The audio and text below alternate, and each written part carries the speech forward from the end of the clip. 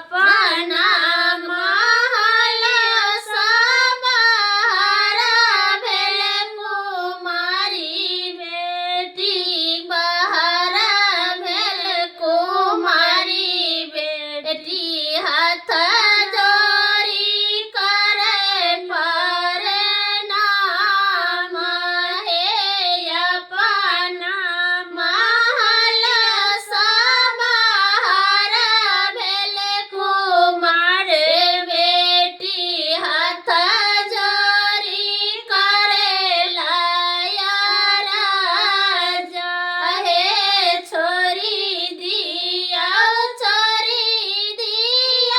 दुल्हा लारी का बाकी ओहे भैया तोरो